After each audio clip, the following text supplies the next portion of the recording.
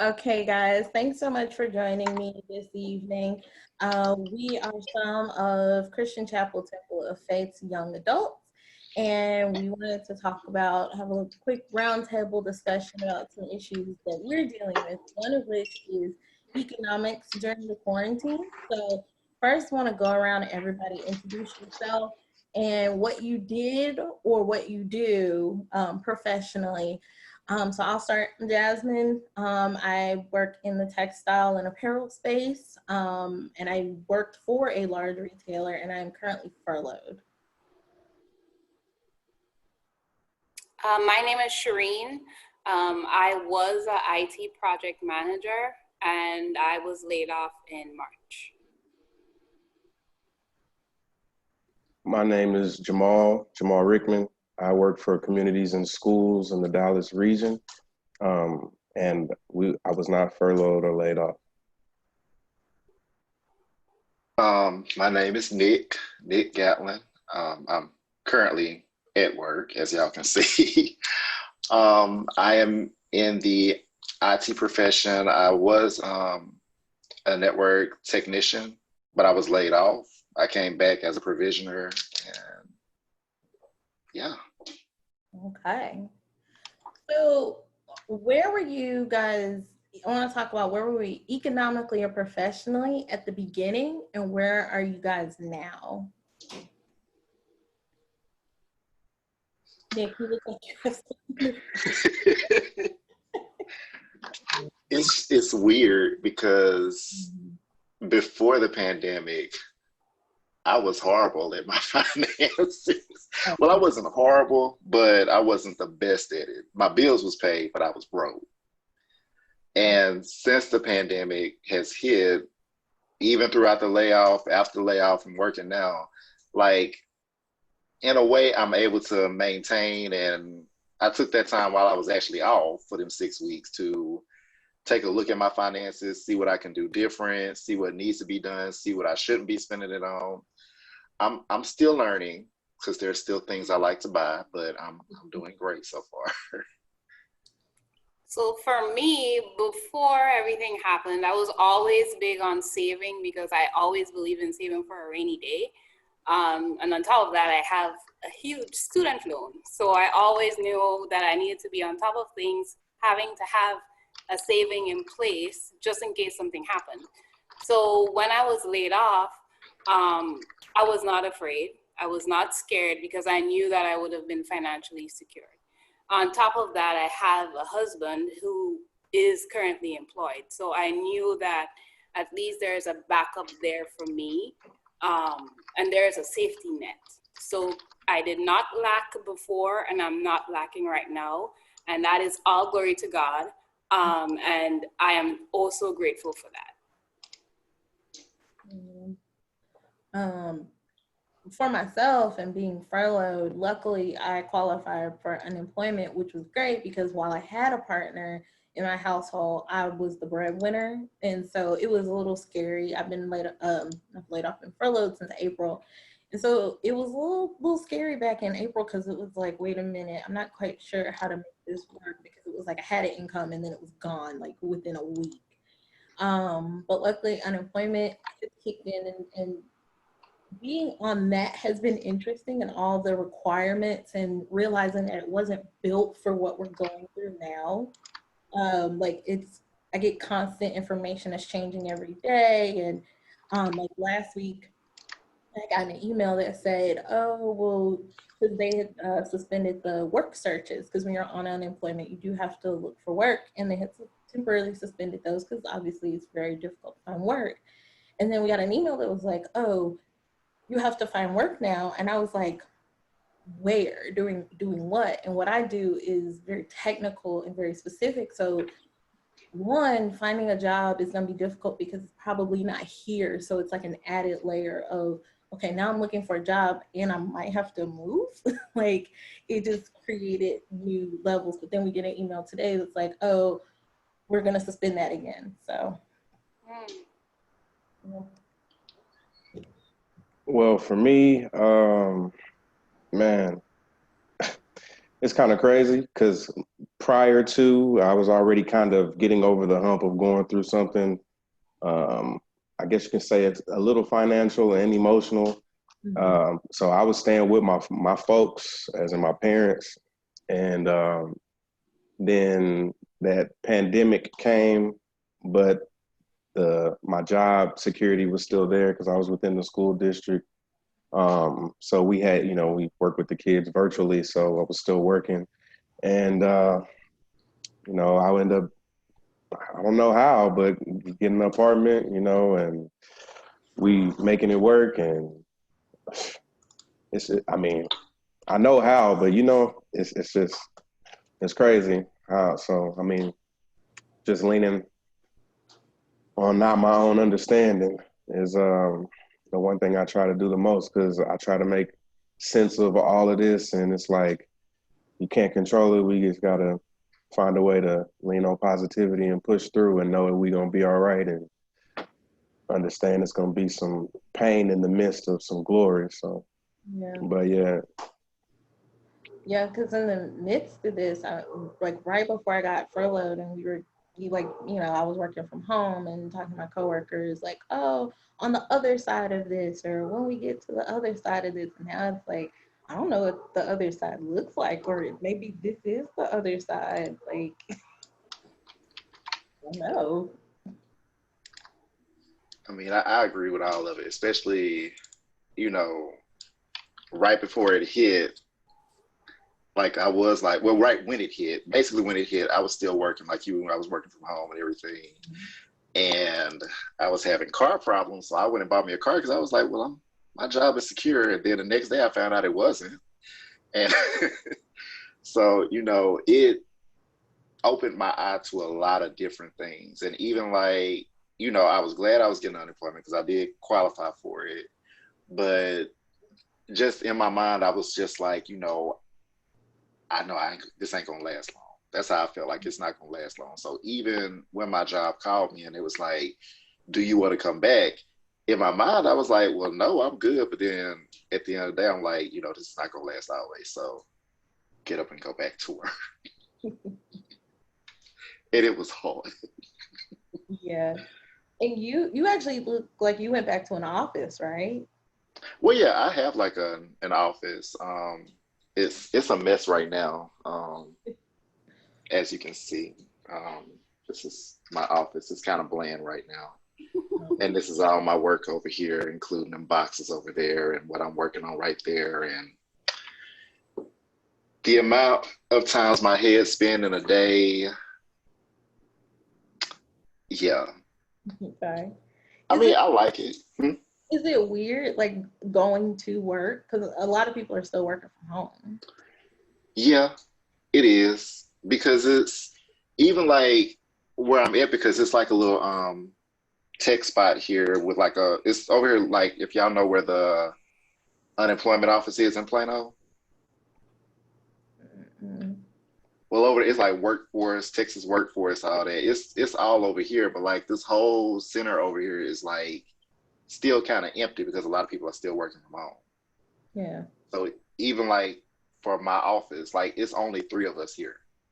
Oh, okay. And we have to practice social distancing while we in here at the same time. So it's weird. It's even weird when I go home and it's still not as much traffic. Yeah. So. So in that, what unique challenges do you all see going forward? Well, the one thing that I'd say is you always have to, with this, I mean, my mama used to always say this to me, you would practice it sometimes, but now it makes you realize you always have to anticipate the unforeseen, whatever that may be, like, because anything can happen and anything is possible, whether it be good or bad, So that's the one thing I think that stands out more than anything is you got to be prepared for the unforeseen. I think for me, this really opened my eyes to the importance of having multiple streams of income. because I feel like when you depend on just one source of income, i.e. like I did, having one salary job, I really saw how you can be impacted by that. And I do have a lot of different hobbies, but I just never monetize anything. So I think now it really opened my eyes to one, having multiple streams of income, learning how to monetize my skills, and planning for the rainy day, always having a safety net with savings, and just be adaptable to change. Because now I was never exposed to working from home, but now that might be my reality going forward. And I just have to adapt to that. Yeah, same. Because, like I said, I work in an apparel space. A lot of my job had to do with visual confirmations of things or touching stuff and literally touching and agreeing with other people that, this garment feels and looks the way that we all planned it to be. And so I know that one of the challenges for me going forward, like you said, talking about working from home, is just how do you do that? Because design is by committee. It's not by, it's not just something you do in a vacuum and then you're like, oh, here's my thing, go make, thousands of them. It's like, no, there's a lot of people and a lot of hands that go along with that. So.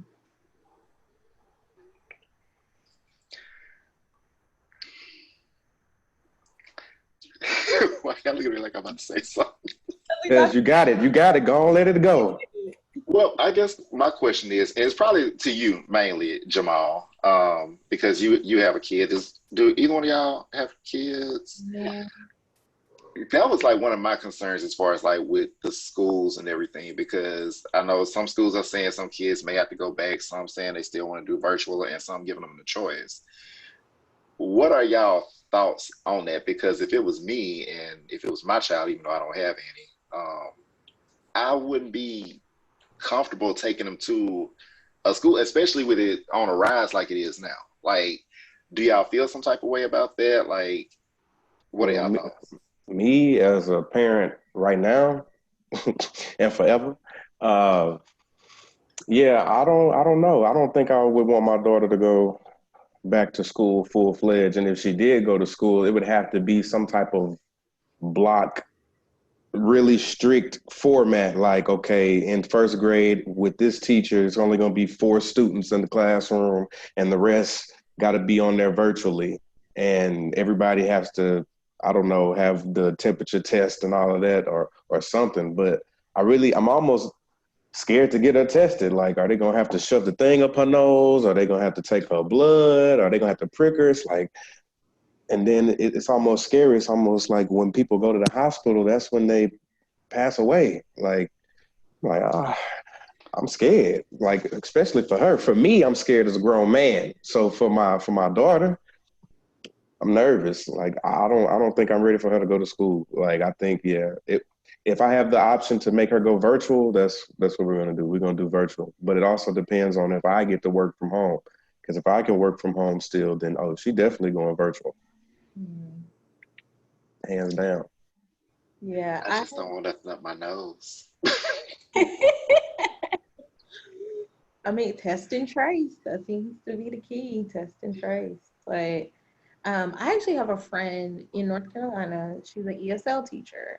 She's actually struggled through the pandemic and virtual learning because a lot of her kids are kind of, basically they're the ones that need the education the most, and not a lot of them, many of them being immigrants, not having great access, not having internet at home, those kind of things.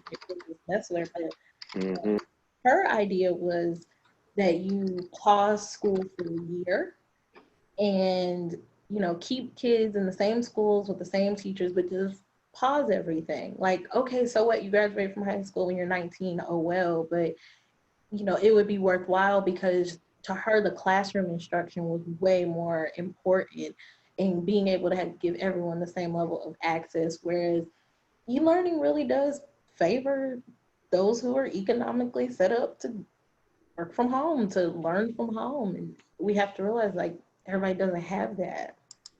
Right. Those were the kids, and those are the kids that mostly I work with. And I work with everybody because I was within the school district. I mean, within a school in a school district.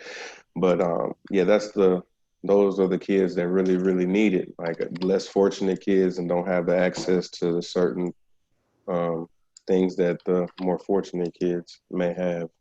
And I mean, luckily for some school districts, I know they provided internet, you know, for a while for them for free. And I think in Richardson, they even got, I think it was either 6 months or a year, they get a hotspot so they can use internet. Yeah, so that was pretty cool and nice of them.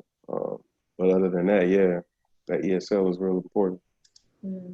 Because I think that's the other thing that the pandemic has done is just revealed how much inequality that we all have, especially economic inequality. Like Nate is working from home. They're a company that does retail and reset for grocery stores.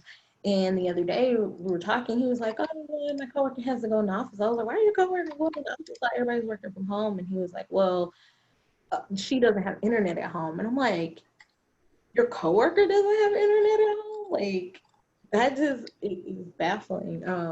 You know, just showed us, just kind of like just pulled the blanket off, showed everything. I mean, you'd be surprised. A lot of people that don't have it. Like, it's a lot of people that don't have internet, which to me is weird, but to them, I can understand. It could be a financial thing. It could be anything, and it's definitely hard, especially for some of those people that are working that are barely making it, because if they get moved to work from home, then how are they gonna work from home if they have no internet? And their job saying you have to work from home, and you know a lot of jobs they don't really care. It's say to have go home. Luckily for me, they allowed me to take my work laptop home, bring it home, because I didn't even have a laptop. I started having a laptop after I graduated from college. It went on the fritz, and I was like, well, I'm not really in any need of one. And then before you know it, you know, I'm 30 I'm 31, and you don't have a laptop. That's me. I should have one, but I don't. They exposed me, but they gave me a laptop, so I'm good right now. So I was going to ask, like, how has the pandemic basically impacted your mental state? Well, for me, like I said at the beginning, I normally try to plan stuff. I always try to have an A, B, and A1, A2, and all that. You know, try to be prepared. But this just, for me, it helped me realize I can't stress, even though I want to. And this is crazy, and this is unpredictable, and like your job, you might go to the grocery store and catch COVID. It's like, I mean, I just have to keep telling myself, I mean, I can control as much as I can, but I really can't control it. You know, I just have to try to do my best and believe everything gonna be all right, even through the storm. I mean, that's my mental, because my fiance, she almost be getting me. I'd be like, stop, baby, just. I'm like, we're gonna be all right. We just gotta do this and do that. You got the sanitizer? Okay, all right. Bring the disinfectant spray. Just bring that too. Come on. You know, but that's how it is for me. For me, it's up and down. At the beginning, I slept a lot, but that's because I was literally exhausted. I'm not good at resting. I can sleep. Like every night I sleep. I get my 8 hours, I'm rested, but I'm not good at like, I am tired, I need to rest. It's like, no, there's still daylight. I can do all these things. And so once I got past that, I'm used to structure. And so the lack of structure was difficult at first. I tried to keep a schedule at work for a little while, and then, you know, you have the one day where you're like, I don't want to do this. And then the next day comes, I don't want to do this. And then, you know, you follow some more. And so I'm actually getting back into that because talking about monetizing hobbies and also taking risks. I have a passion for screenwriting, so now I'm working on that just very intentionally, doing some like theory level, school type reading, trying to really understand the craft and build on that. But it's still just up and down because the motivation to do it is dependent on me. It's not like, oh, I'm gonna finish this and at the end of this, I'm gonna, have this meeting with someone or I'm gonna produce this work. It's like, I don't know. It's like I'm literally have to be motivated to do stuff for myself. And that's hard. I think in the beginning, I sort of was feeling guilty because I felt like, oh, well, I'm not working right now, so I need to find something else to occupy my time. And I couldn't figure out what that something else was. So a lot of the time I would just sit and be like, oh, I just feel so inadequate. I don't have any ideas. I have nothing to do. Why am I like this? Then gradually I'm like, Shireen, you need to be still. Like, this is what you need to do right now. You've never been still before. You've always been working constantly. Just relax. And right now what I'm doing is I even have a nap schedule. I nap during the day because I feel like that is essential for me to function. I exercise as much as possible because I realize when I'm exercising, that is when I'm able to think, and that is when I feel at my best. I started doing an online course just so I don't feel like my brain isn't working. But I'm doing little things, but not too much to overwhelm myself. I'm just trying to stay as busy as I can to get through the day. In the beginning of the pandemic, I would say I was very paranoid. I was cleaning everything, I still am, but I was just trying to stay away from people as much as possible. I was paranoid about going to the grocery stores because I felt like if I go in there, I'm going to get COVID and I'll potentially die. This is how I was basically thinking. No, that has changed. I've calmed down. I'm just taking my safety precautions with my hand sanitizer and my mask because I need to get my groceries because doing the delivery, it was not working for me. It was just too costly. And I'm like, I need to go in there and pick up my own produce because I was getting crazy old spoiled stuff when you have them delivered. So yeah, right because now, you don't know what they doing. exactly. That's why they could have been yeah, get that one. No. Exactly. Mm-mm. Now I feel like I have my nerves under control as far as COVID. I try to minimize my intake of how much cases is going on because that was driving me crazy. Y'all have no idea the paranoia I was going through. There's a website, and Nate likes to give me updates with numbers by countries. And sometimes I'm like, oh, that's interesting. And then like there was one day, I think it was like late April, I was like, stop, I can't do this. Just, I love you, but. Let me alone. Let me alone. I don't want to see no more. Well, I mean, technically, I'm still here. I just had to unplug something. Technically, I wasn't really worried. I just sat at home and ate. And my dog sat there and we looked at each other. We was like, we going through this? And it was like he answered back, yeah. So we just chilled and ate Doritos and cookies and cream ice cream and played the game. Like I mean, don't judge me. Judge not. No judge, because I didn't gain too much weight. I'm like, dog, I start putting on jeans. I'm like, this is what ladies feel like. I can't fit my jeans. You know how y'all got to jump to get in them or hit the little. Yeah, I'm like, I got to shimmy to get in these jeans. I'm like, oh no. Listen, I was mad because I had got down to 178. I'm back at 194. Well, I wish I was 194. Shoot, I'm like 217 right now. Oh, well, I don't want to get that, but no, not yet. Thank you. Thanks. But it's okay. It's okay. That was like not motivation. You can do it, okay? You got this. Amen. Thank you. Oh, God. Yeah. Yeah, the food. I was doing really good at first.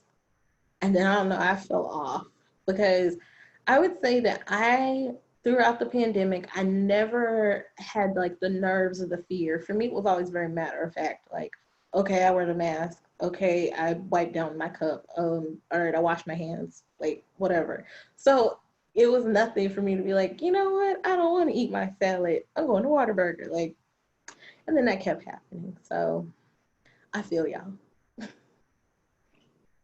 I mean, I think I've been experimenting a lot now that we're going through the pandemic. Like, I used to cook, but not as much as I do now. And I've been experimenting with baking. Like, I'm taking more risk in the kitchen. And I think it's because I have nothing else to do. So Okay, don't kill nobody. Yeah.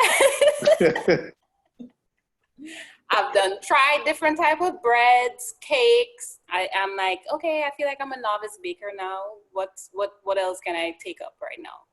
Yeah. So, yeah.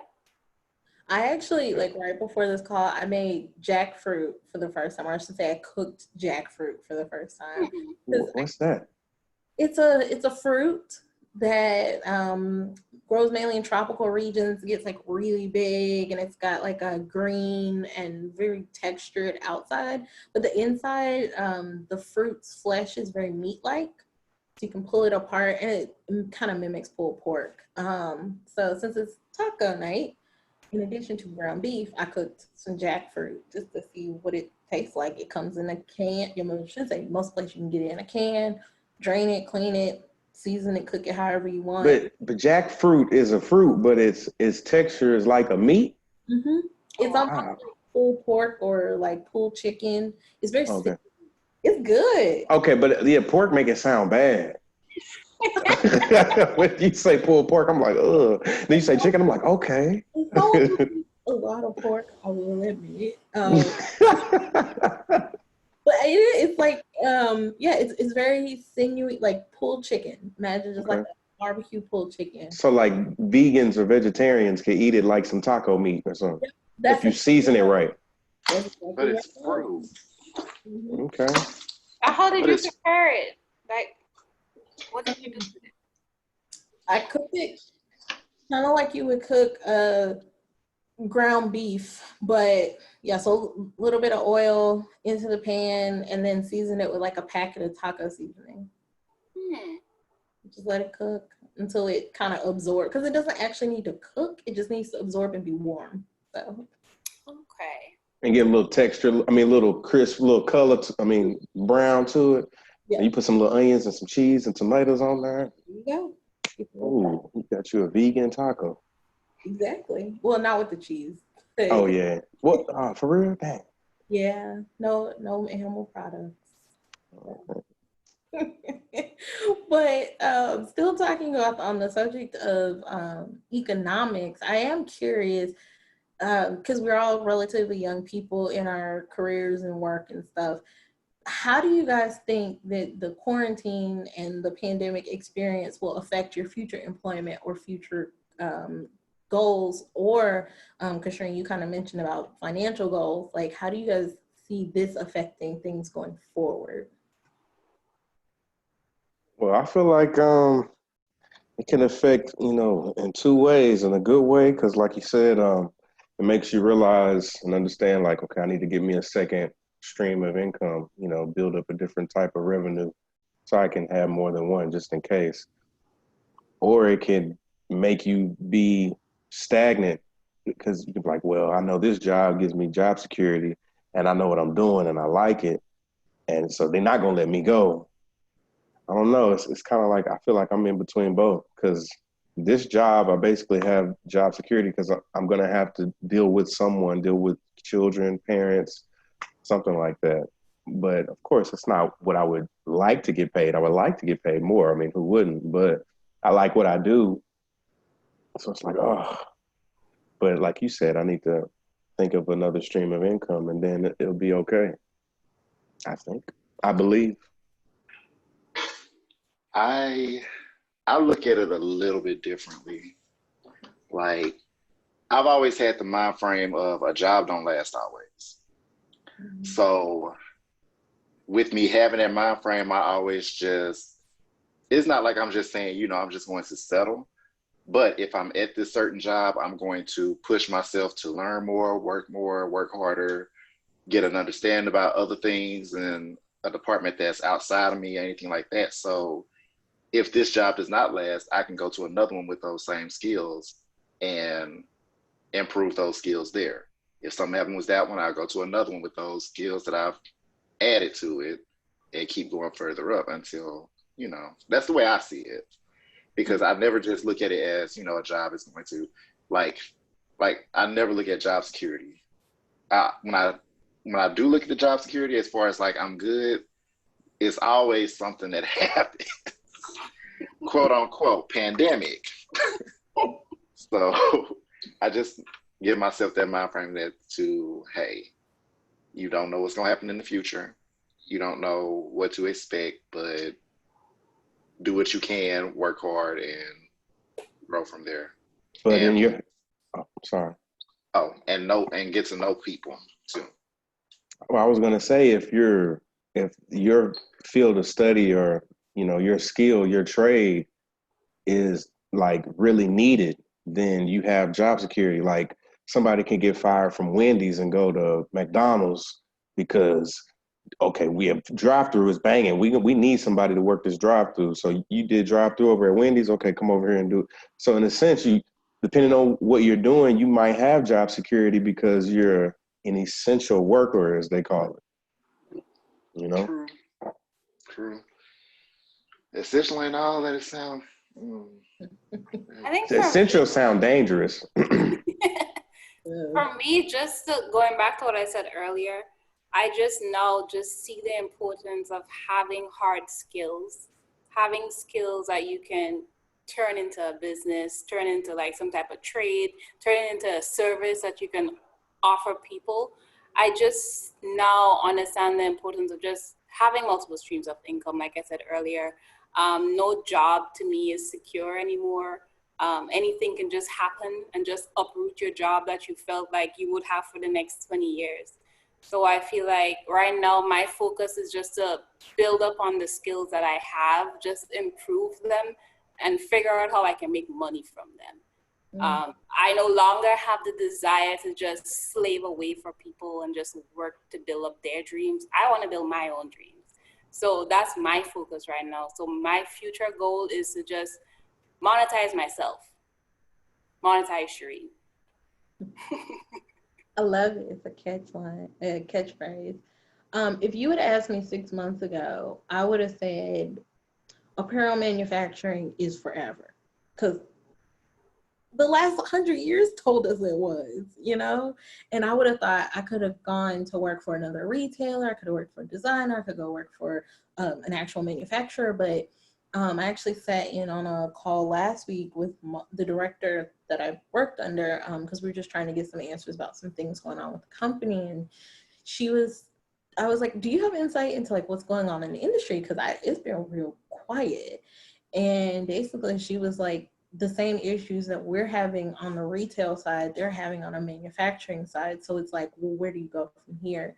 So for me, like I said, I do have a passion for screenwriting, would love to transition into that. So, maybe now is the time to really start to cement myself there, because this industry looks like it's going to, like, don't get me wrong, they're going to be clothes made. Fashion Nova got sales every day. But at the same time, like, it's just going to get smaller. There aren't going to be as many jobs. Like, I'm really concerned that I won't have this position that I'm actually furloughed from, that I'm just not going to be brought back at all. So with that in mind, kind of like you guys were saying about no job is secure, it's like, I'm not sure if this industry is even secure anymore. So just looking for ways to constantly trying to find new ways and being adaptable. But Shireen, you said about dreams and not building up for other people. Has the pandemic changed the way that you guys think about your work-life balance? And I'll say for me, because like I said, I wasn't good at rest. I am not a workaholic, but I am the type of person who, if there was work to be done, I want to complete the work before I rest. Like, I don't want to, like, I need to know that there's a break and I need to get to that point. But now that I have all this time, I would say for myself, I definitely see the idea of work as being very different. So I don't know if that has changed for you guys too. I feel like that's the same for me, because when I was working, I sacrificed myself a lot. Like even when I got home, like late hours in the night, I'm thinking about work. Like I didn't have a shut off. I would come home and work would still be on my mind. So now is when now that I'm at peace now mentally, being that I have all this free time to myself, I really realize how much I value my time and knowing when to shut off. So I definitely know that's going to change for me going back into the workforce. I will learn when to clock off. Basically, when my work time is over, I'm done. I'm done. If I'm done at 5, Shireen turns on at 5. There's no more work. 4:59. Exactly. Especially when you're not compensated for overtime, you're not compensated for the extra time that you put into work. I feel like I'm not going to sacrifice that time anymore.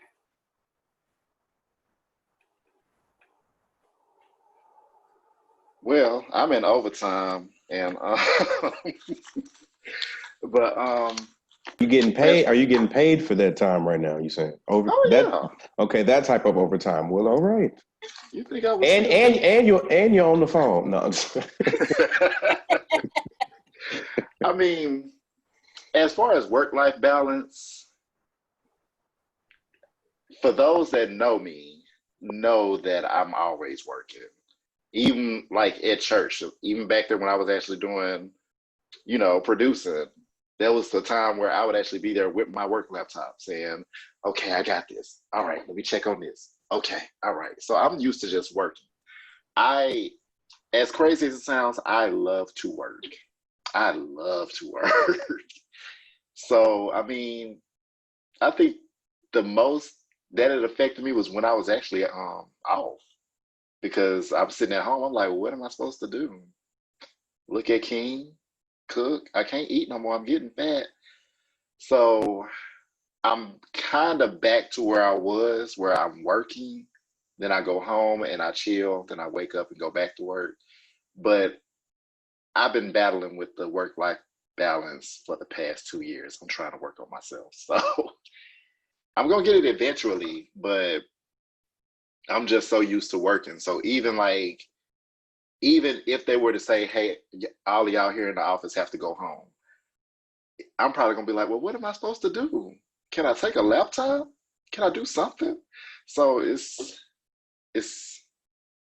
I'm just used to working. Work-life balance is something I got to work on. Addicted to work. Yeah. Look, I'm still here and it's 8:14. Do you have a hobby?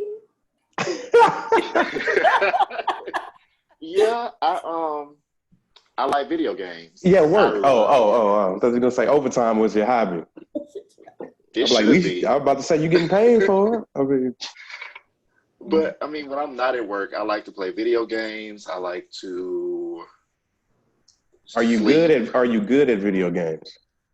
Like, can you get paid to play? Are you that good? Because they got that. Yep, you can do that on YouTube now, Nick. Think about it. And you like computers? Just set your computer up and play the game and talk about it, rate it. I bet you, yeah, you get views. There are some gamers that are so much better. Although I can probably beat everybody, but there's so many gamers that are so much better to where I'd be scared if I go on there and embarrass myself, which I doubt I will. But that's those extreme gamers, like extreme stream. I haven't been an extreme gamer since I was what? He said probably about 22. I say about 22. About 10 years ago? Okay. 15. Almost 15. I'm getting old. I don't know. I'm as soon as this is all over, whatever over means, basically the all clear, we good, no more COVID left the building, whatever.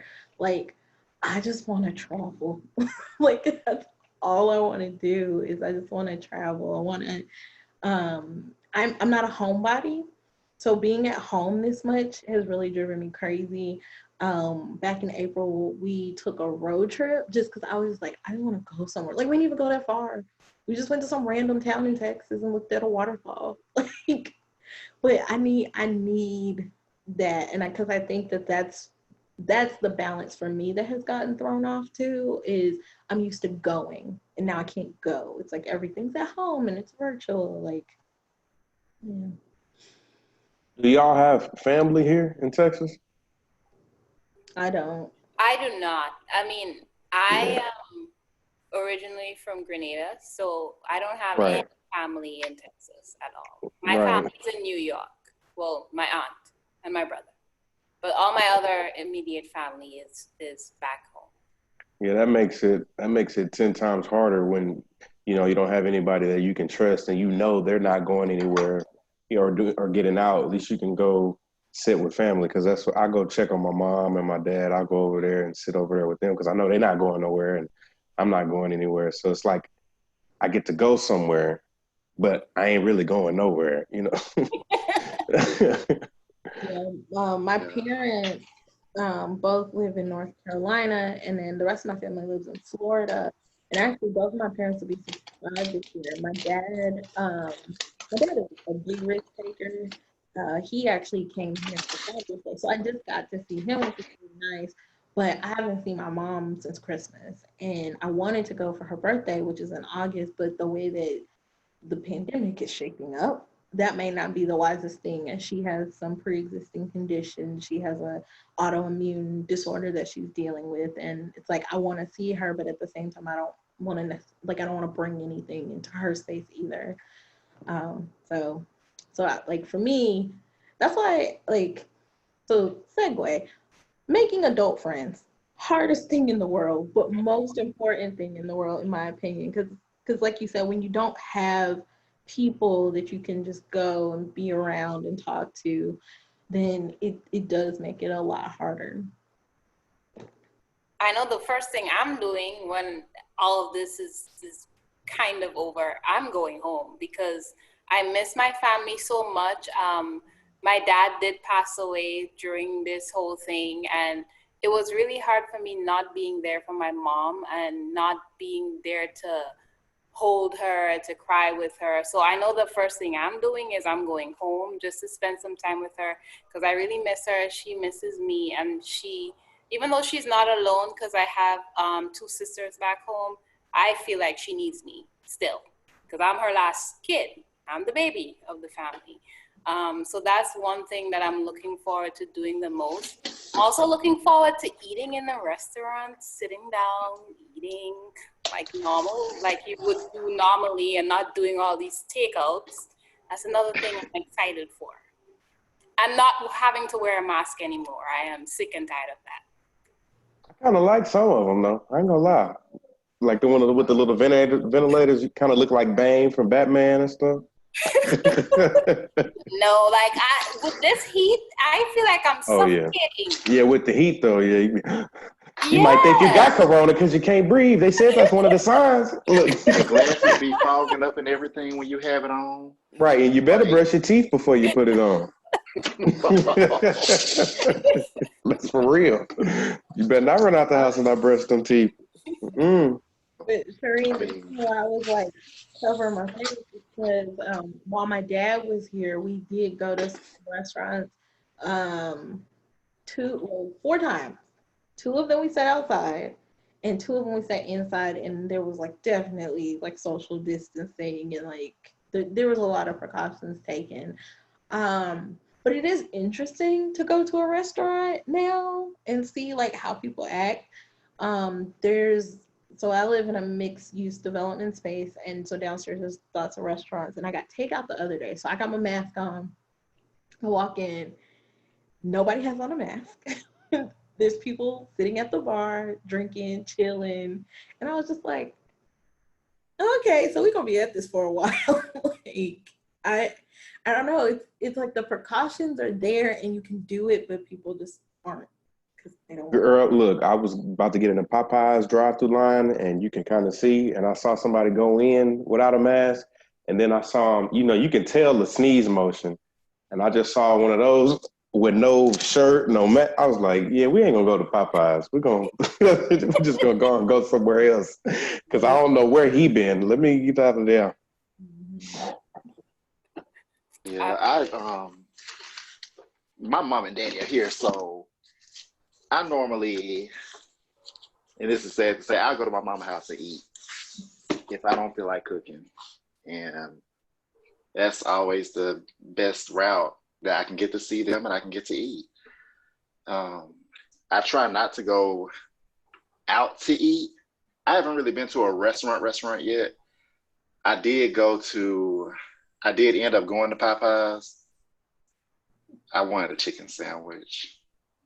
But no, I mean, I don't even know how to feel, especially with like a lot of the restaurants open right now, because even if you order your food, you don't know if the chef or if the person that's cooking it or if the manager there or if the person that's taking your money, you don't know if any of them are okay. I don't care how many gloves or masks you have on. If you sick, you sick. And I don't want no part of it. And, I want to stay healthy. I just want to stay healthy. So I try to stay home. But Yeah, I haven't sat down in the restaurant at all. Now, Whataburger called my name a couple of times. A lot of times for me, that's why I'm 217. I think I've convinced myself that I can eat takeout once I heat it up in the microwave. It kills the virus. That's what I tell myself. So I'm like, okay, you can eat out as much as you want. Just heat it up in the microwave and you'll be fine. I know it sounds ridiculous, but How many seconds? Tell me the secret. About 30? All right. Disclaimer, this has not been proven by the CDC. test and trace. That's all. Test and trace. Oh, man. Well, guys, any closing thoughts? I don't know. I might have one, and I just can't think of it at this moment. Nick, I know Nick got one for us. Yeah, I always think I know everything. Well, I just say, we just got to remember to stay safe, wear your mask. There's a lot of people here in Dallas that still are not wearing them, which is why the numbers are continuously going up. So it's highly important that you wear that mask no matter how hot it is, no matter how uncomfortable it is, no matter how much your glasses actually fog up while you got it on and you want to get mad at everybody else around you, you still got to wear that mask. And aside from that, we all still have to be safe, because even though there's still a pandemic going on, there's still a lot going on with police brutality and all of that. So we have to be careful, whether we're going to the store. Like I told somebody else, I said this recently, that I was going to the store just to get something, had my mask on and everything, but I got followed home by a cop for no apparent reason. So you still have to be careful, whether it's a pandemic or whether it's police brutality. We have to stay safe, even if you have to tell somebody where you're going. And I find myself doing that now, which is crazy, but that's 2020 for you. Nope. My final words would be, figure out what your hobbies are, figure out if you can monetize. That's my new thing, monetize everything. Even if you don't have a hobby, just use this time to be still. There's so much happening around us, but I feel this is a time when you can just focus on yourself. You're given the opportunity because you're at home. There's limited distractions right now. Well, unless you have kids. Let me just add that in there, because they're still going to bug you. But just use the time to be still. If you do have hobbies, if you're interested in finding hobbies, do that. Figure out how to make money from them. Be safe, wear your mask, practice social distancing, no partying and going and meet friends and hanging out. That is all against the rules. Just be safe. Yeah, I'll have to second both of y'all's all of that. Yeah, be safe, find a hobby, be still, be prepared for the unforeseen, manage your finances, be sure to be able to distinguish a want from a need, and social distance and watch out for the police. That's all I can think of.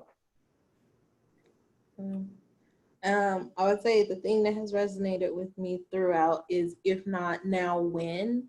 I truly believe that God is in the midst of everything, and that the pandemic is happening for a reason. The protests are happening for a reason. I think everything happens for a reason. So to kind of sit back and say, what's the thing that you've always wanted to do or try, within reason, within being safe. But maybe it's time to make the plan. Maybe it's time to try jackfruit. Maybe it's the time to, I don't know, try yoga. Maybe it's the time you walk outside and meet your neighbor 6 feet away. I don't know, but that's what keeps coming to me, is like, if not now, when? Like, what are we waiting for? Okay. I like that one. If not now, when? I'm sure I stole it from someone on Instagram, because that's how. That's okay. They ain't here. If y'all want a hobby, y'all can always play me on Xbox so I can win and get my points up. I'll take that into consideration. Okay, yeah. How are we gonna make money from that? You got to get a YouTube stream, and broadcast, or Twitch, or whatever they call it. The Twitch. Yeah. Oh yeah, Twitch is built on my Xbox, I think. See, there you go, and go ahead and stream it and get your viewers up and get Well, paid. I'll remember y'all in the long run if I get paid. Mm-hmm. Go to Comic-Con 2025. It's not an if, it's a win. It's just that, remember? Win. Yes, win.